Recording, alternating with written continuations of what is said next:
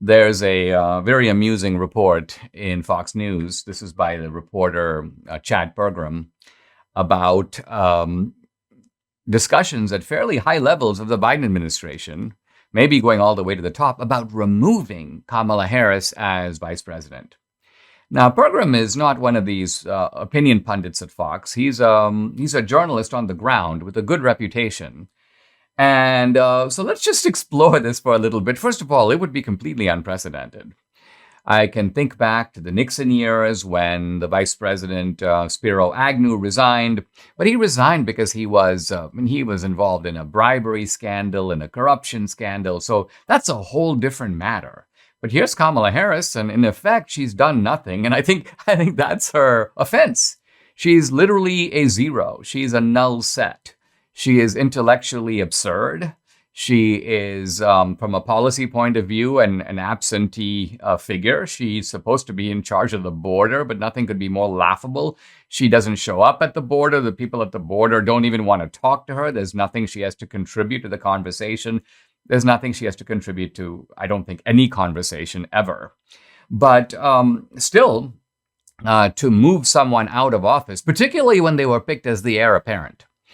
And but I think you get the picture here, and that is that Kamala Harris was picked for really two reasons. And one is that she is a woman, and the other is that she's black. So she was a twofer.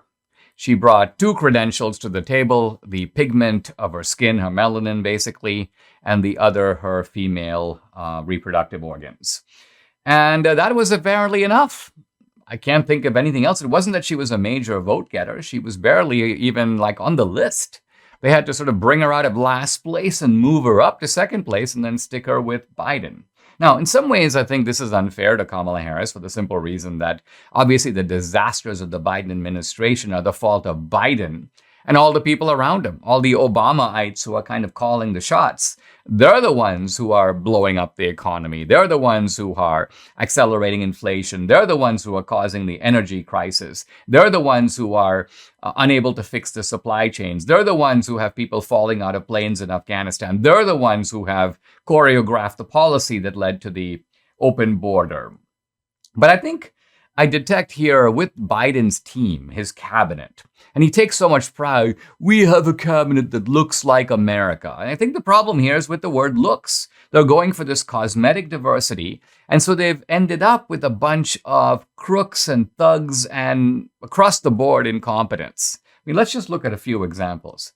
The guy heading Health and Human Services, who is, by the way, normally somebody who is a health official, somebody who is a doctor, somebody who is a scientist, someone who knows something about health, but instead they have Javier Becerra, basically a lawyer whose main credential is that his last name is Becerra. First Hispanic to head up Health and Human Services. Let's look at the Cuban, Mayorkas, who's running the Department of Homeland Security. This guy, whenever he looks, you're basically a guy who's completely out of it, but willing to say anything. I mean, I think his unscrupulousness is part of what is why they want him, because this guy will say anything. He lies through his teeth. He is a shifty Hispanic, but that's the point, is he's a Hispanic, and that's why he got the job. Let's look at Lloyd Austin, whose main credential to be defense secretary appears to be that he majored in wokeness, probably in college. So you've basically got this, solemn-looking black guy. And he hasn't read Clausewitz, but he's probably read Kendi. He doesn't know anything about Sun Tzu, but he probably has read the journals of a gay Native American traveling through the Southwest on a tricycle. So this is basically who's running our government. People who are picked, we got a black guy here, we got a Hispanic there, we got a one-legged guy over here. Look at Pete Buttigieg. What's his credentials? Besides the fact that he has a male partner and, he takes maternal leave.